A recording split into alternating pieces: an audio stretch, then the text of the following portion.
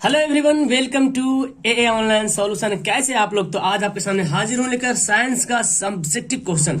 और ये question guess question है, इंपोर्टेंट है क्लास 10th के लिए। आप किसी भी बोर्ड से उसे कोई मतलब नहीं, सभी बोर्ड के लिए साइंस क्वेश्चन जो है बराबर होता है, इक्वल होता है, चाहे साइंस हो, चाहे मैथ हो, चाहे सोशल हो। ठीक है, तो यहाँ पे मैं आपको कुछ क्वेश्चंस बताने वाला हूँ जो सब्जेक्टिव है। और इससे पहले मैं एक वीडियो बनाया था, उसमें साइंस का 80 नंबर कंफर्म करने के लिए एक 80 नंबर वाला वीडियो बनाया था, आप उसमें देखे होंगे। तो जो क्वेश्चन उसमें जो सब्जेक्ट है वही क्वेश्चन मैं आपको यहाँ पे लाया हूँ, बिकॉज इतना अच्छा सवाल था, सवाल को याद करना जरूरी है। और ये सब हाईलाइटेड सवाल है, आया हुआ सवाल एग्जाम में है। ठीक है, तो आपको याद होना चाहिए। अगर आपको याद नहीं है तो आज से रेडी हो जाओ। ठीक है, कॉपी कलम निकाल लो, सवाल को लिखने में मजेदार से लिखो और याद करो। चलिए स्टार्ट करते हैं वीडियो को, शुरू से लेकर आखिर तक पूरा तक देखिएगा, तब आपको समझ में आएगा और मैं अच्छे तरीके से समझाने की कोशिश करूंगा। सबसे पहला सवाल यहाँ पे, कंकाली रासायनिक समीकरण क्या है, उदाहरण देकर बताइए। ठीक है, आंसर देखिए क्या बोलता है यहाँ पे देखिए आंसर क्या बोलता है, थोड़ा बड़ा करता है। बोलता है कंकाली रासायनिक समीकरण में उत्पाद तत्वों के कुल द्रव्यमान अभिकारक तत्वों के कुल द्रव्यमान के समतुल्य नहीं रहता है। कंकाल को हम लोग क्या समझते हैं? कंकाल ऐसे भी सुनो, मानव कंकाल का जो फिगर आता है सिर्फ हड्डी दिखता है उसमें, है ना, कुछ मांस वगैरह नहीं दिखता है। तो यहाँ पे कुछ उसी तरीका है कि कंकाली रासायनिक समीकरण में उत्पाद तत्वों के कुल द्रव्यमान, ठीक है, उत्पाद जो होता है उस तत्वों के कुल द्रव्यमान अभिकारक तत्वों के कुल द्रव्यमान के समतुल्य नहीं रहता, मतलब समतुल्य समीकरण नहीं रह रहा है। जो उत्पाद एक तरफ अभिकारक होता है, एक तरफ उत्पाद होता है, ये होता है ना समीकरण में क्या होता है, एक तरफ अभिकारक होता है और एक तरफ उत्पाद होता है। तो उत्पाद तत्व में जो द्रव्यमान है और जो अभिकारक तत्व में जो द्रव्यमान है, तो उन दोनों में जो है ना इक्वल नहीं रहेगा, समतुल्य नहीं रहेगा। ऐसे कंकाली इसको क्या बोलेंगे? कंकाली रासायनिक समीकरण। यहाँ पे एग्जाम्पल से समझ लेते हैं। मैग्नीशियम ऑक्सीजन से संयोग कर मैग्नीशियम ऑक्साइड बनाता है, MgO2 MgO।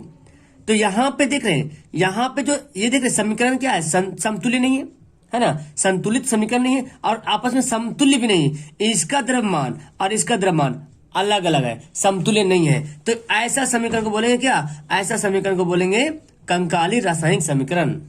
तो इसको बोला जाए कंकाली रासायनिक समीकरण का अगर दूसरा नाम लिया जाए तो वो हो जाएगा असंतुलित समीकरण, है ना, असंतुलित समीकरण बोल सकते हैं। तो असंतुलित समीकरण में क्या होता है कि दाएं तरफ और बाएं तरफ जो परमाणु होता है, ये परमाणु जो है असमान रहता है, उसको बोलते हैं असंतुलित रासायनिक समीकरण। असंतुलित को ही आप यहाँ पे नया वर्ड यहाँ पे आ गया है, कंकाली रासायनिक समीकरण। तो कंकाली मतलब समझ लो कंकाल, कंगाल समझ लो। कंगाल क्या होता है? एक मतलब कुछ नहीं। तो इसी तरह कंकाल मतलब कि उत्पाद जो तत्वों की कुल द्रव्यमान संख्या बोलो या तो परमाणु संख्या बोलो, और अभिकारक में जो देखो यहाँ पे देखो मैग्नीशियम यहाँ पे एक, मैग्नीशियम यहाँ पे एक, ऑक्सीजन यहाँ पे दो, ऑक्सीजन यहाँ पे एक, तो ये तो बराबर है ना।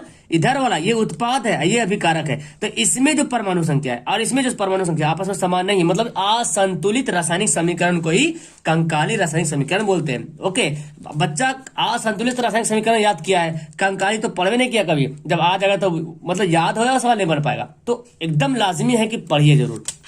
चलिए अगला सवाल, ये भी सवाल था उसमें कि केक या पावरोटी बनाने में बेकिंग पाउडर का उपयोग क्यों किया जाता है। तो एक तो हमारा ऑब्जेक्टिव सवाल यहाँ पे क्लियर होता है, एक नंबर वाला सवाल कि केक या पावरोटी बनाने में किसका उपयोग किया जाता है? बेकिंग पाउडर, यानी कि खाने वाला जो सोडा होता है, सोडियम बाइकार्बोनेट को बेकिंग पाउडर बोलते हैं ना, खाने वाला सोडा। चलिए बेकिंग पाउडर यहाँ पे बेकिंग पाउडर, बेकिंग सोडा और टार्ट्रिक अम्ल का मिश्रण होता है। बेकिंग पाउडर क्या होता है? बेकिंग पाउडर जो होता है बेकिंग सोडा और टार्ट्रिक अम्ल जो होता है उसका क्या होता है? मिश्रण होता है।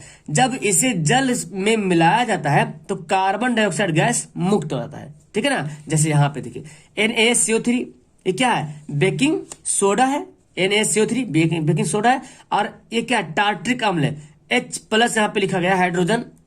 तो इस अभिक्रिया में देख रहे हैं आपको कि यहाँ पे ये जो अभिक्रिया हो रहा, तो क्या हो रहा? कार्बन डाइऑक्साइड गैस जो है मुक्त हो रहा है। यहाँ पे CO2 बन रहा, CO2 गैस है, गैस तो मुक्त होता है।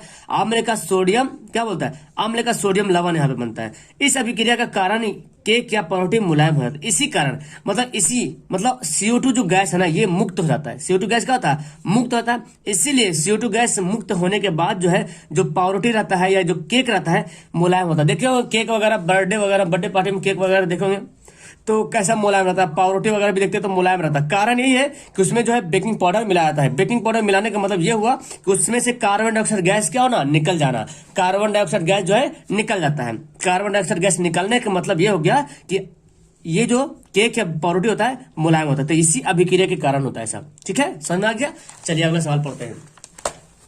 ये सवाल देखें, अपरूपता क्या है, कार्बन के कितने अपरूप हैं, इसमें कौन कठोर और कौन मुलायम होते हैं। बहुत अच्छा सवाल है, यहाँ पे आपको याद होना चाहिए। देखो जो सवाल आपको याद है ना, नीचे कमेंट करना सर ये सवाल हमको याद था, मतलब 4 सवाल या 5 सवाल जो भी सवाल है तो कमेंट करना कि सर 4 में हमको इतना याद था, 3 में इतना याद था, 5 में इतना याद था। ठीक है, लास्ट में जितना सवाल रहेगा तो मुझे भी लगा कि हाँ रियली बच्चा पढ़ रहा है। और देखो आज मैं ये वीडियो बनाया हूँ, कल फिर आपको 9 बजे वीडियो मिलेगा आपको सब्जेक्टिव क्वेश्चन का। डेली 9:30 बजे सब्जेक्टिव क्वेश्चन का वीडियो मिलता है। तो आप ना जब कल जब पढ़ने के लिए आइए तो आज वाला क्वेश्चन आपको याद होना चाहिए, तभी हम समझें कि आप कामयाब हो रहे हैं, आप पढ़ रहे हो।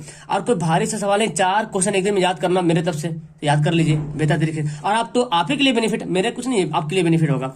अपरूपता क्या है, जो एक से अधिक रूप में पाया जाता है, जिसकी भौतिक और रासायनिक गुण भिन्न भिन्न होते हैं, उसे क्या बोलते हैं, अपरूपता। लीजिए एकदम आसान से सवाल हो गया, जो एक से अधिक रूप में पाया जाता है। अपरूपता, रूप मतलब क्या होता है, शकल, जो अनेक शकल में पाया जाता है, जो अनेक शकल में पाया जाता है, जो एक से अधिक रूप में पाया जाए, जिसकी भौतिक और रासायनिक गुण जो क्या हो, अलग, भौतिक गुण अलग, रासायनिक गुण अलग हो, इसको क्या बोलेंगे, अपरूपता बोलेंगे।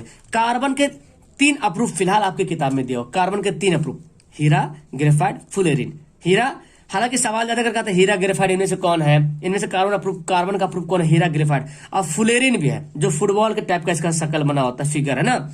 इसमें हीरा सबसे कठोर होता है तथा ग्रेफाइट सबसे मुलायम होता है। सवाल पूछा जा रहा है यहाँ पे कि इसमें से सबसे कठोर कौन होता है, सबसे कठोर कौन होता है, हीरा होता है। और सबसे मुलायम कौन होता है, ग्रेफाइट होता है। तो सवाल ऑब्जेक्टिव क्वेश्चन में भी सवाल बन सकता है जी कि कार्बन के जो हीरा ग्रेफाइट दे देगा ऑप्शन, हीरा ग्रेफाइट और फुलेरिन में सबसे कठोर कौन है, तो सबसे कठोर कौन हो जाएगा, हीरा जो हो जाएगा सबसे कठोर पदार्थ हो जाएगा, और ग्रेफाइट क्या हो जाएगा, सबसे मुलायम पदार्थ हो जाएगा।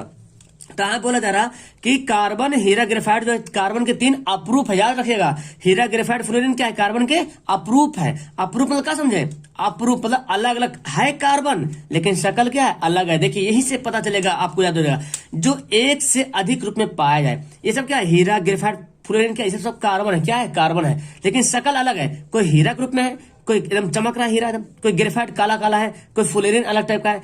तो शकल अलग है लेकिन है वही, ये तीनों कार्बन ही है, लेकिन इसका रूप क्या है, अलग है। और इसका भौतिक गुण, रासायनिक गुण जो अलग अलग, किसी का भौतिक गुण अलग है, किसी का रासायनिक गुण अलग है। तो यही होता है अपरूपता। तो एक अपरूप को ही बोला गया अपरूपता। और सबसे कठोर हीरा होता है और सबसे मुलायम क्या होता है, ग्रेफाइट होता है। एकदम याद हो जाएगा। हम तो इतने अच्छी तरीके समझा रहे हैं कि आपको बस आप ना जिस तरह से मैं समझा रहा हूं ना, आप भी एक रूम में बैठ जाना और सामने कोई बंदा रहे ना रहे, एक दीवार तो होगा घर में, है ना, दीवार को समझाना ऐसे बैठ के, दीवार को। तो आप ऐसा बन के समझाना कि लगे कि कोई बंदा बैठा हुआ है और उसको हम पढ़ा रहे हैं। एकदम पक्का 100% कि आपको याद हो जाएगा, रटने की जरूरत नहीं पड़ेगा। जैसे मैं बता रहा हूँ और हम बता रहे तो हमको भी देखो याद हो जा रहा है। ये तो बहुत ही अच्छी वाली बात है। चलिए ठीक है, अगला सवाल देखें। यहाँ पे क्या है, अयस्क किसे कहते हैं। वाह, बड़ा अच्छा सवाल है ना। अयस्क किसे कहते हैं, मैं बहुत पहले भी बताया था अयस्क किसे कहते हैं। फिलहाल यहाँ पे क्वेश्चन था इसलिए, वैसे खनिज जिनसे शुद्ध धातुओं का सुगमता पूर्वक मतलब आसानी से एवं कम खर्च में ही व्यापारिक मात्रा में प्राप्त किया जा सके, उसको क्या बोलेंगे, अयस्क बोलेंगे। तो खनिज से ही अयस्क बना। तो वैसे खनिज एक सवाल आता है कि सभी खनिज अयस्क हो सकते हैं, सभी खनिज अयस्क हो सकते हैं, और सभी खनिज अयस्क नहीं हो सकते हैं। लेकिन जितना सारा अयस्क होगा सबके सब खनिज होगा। मेरी बात समझ आ रहा, जैसे कि मैं यहाँ पे बताता हूँ, इतना बड़ा मान लीजिए कोई जगह खान है जहां से निकलता है, पूरा क्या, पूरा मान लीजिए पूरा खनिज भरा हुआ, पूरा खनिज भरा हुआ। तो ऐसा नहीं सभी खनिज अयस्क हो जाएगा। जैसे इसमें मान लीजिए हेमेटाइट है, मान लीजिए हेमेटाइट है, हेमेटाइट निकला क्या है, एक अयस्क है। तो अयस्क जो है वो तो खनिज होगा ही, जो अयस्क होगा वो खनिज होगा। लेकिन ऐसा नहीं, इसमें बहुत सारा खनिज ऐसे जो अयस्क नहीं है, बहुत सारे ऐसे खनिज हैं जो अयस्क नहीं है, लेकिन जो अयस्क होगा वो खनिज 100% होगा। क्योंकि देखो हेमेटाइट निकला, सीडेटाइट निकला, आपका सिनेबार निकला, तो ये सब अयस्क है। बॉक्साइट निकला, अयस्क है। लेकिन सब अयस्क कहां से आया, अयस्क आया खनिज से आया। तो सवाल आपको बनता ऑब्जेक्टिव में कि क्या सभी अयस्क खनिज होते हैं या सभी खनिज अयस्क होते हैं। तो सब जितना सारा अयस्क होगा सबके सब खनिज होगा, क्योंकि सबका बाप यही है। लेकिन ऐसा नहीं कि खनिज में सब अयस्क हो जाए, ऐसा नहीं होता, ठीक है।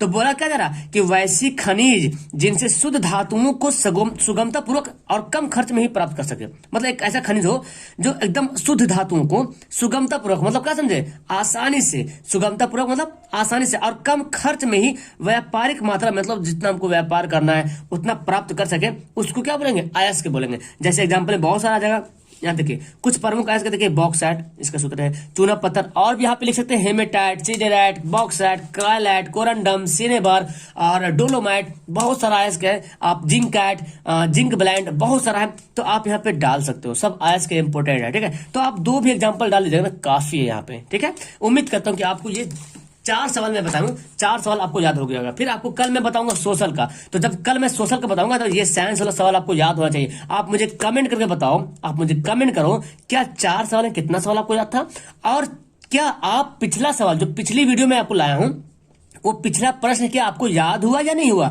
आप मुझे कमेंट करें, ताकि मेरा थोड़ा सा दिल में तस्कीन पैदा हो जाएगा, यकीन हो जाएगा हाँ रियली में आप लोग मेहनत कर रहे हो, ठीक है। नहीं तो फिर कोई फायदा नहीं होगा, बस वीडियो बनाते जाओ, डालते जाओ, ऐसा कोई फायदा नहीं होगा, ठीक है। तो आपको आपकी मेहनत ही मेरे लिए बहुत अच्छी बात है। ओके, तो अच्छी लगी वीडियो, मजा आया, पढ़ने में याद हो गया होगा लगभग मैं तो समझता हूँ 60% आपको याद हो गया। बस एक बार आप भी दीवार के सामने बैठ जाना, खड़े हो जाना और उसको दीवार को समझाना, चाहे कुछ बोले चाहे ना बोले। दादी कहानी सुनाती ना, एक था राजा हाँ, एक थी रानी हाँ, और जब हाँ हाँ बोलना बंद कर दिया तो समझ जाते ओ सो गई। तो दीवार तो कुछ बोलेगा नहीं, लेकिन आप समझ लो कि वो कुछ नहीं बोलेगा, वो निर्जीव है। बस आप उसको पढ़ा दो, चाहे कुछ बोले या ना बोले। और आप जिस दिन पढ़ा दोगे ना, पक्का बोल रहे हो, सवाल आपको रटने की जरूरत नहीं पड़ेगा, एकदम याद हो जाएगा यार। जिस तरह से मैं बता रहा हूँ एकदम इस तरह से आप पढ़ाओ और याद हो जाएगा। पहले इसको तो आप कॉपी में लिख लो, अगर याद है तो माशाल्लाह बहुत अच्छी बात है, लेकिन अगर याद नहीं तो पहले कॉपी में लिख लो और इसको पढ़ाओ, ठीक है। तो वीडियो को यहाँ पे करूँ लास्ट, मिलता हूँ नेक्स्ट वीडियो में। That's all, thank you everyone, bye.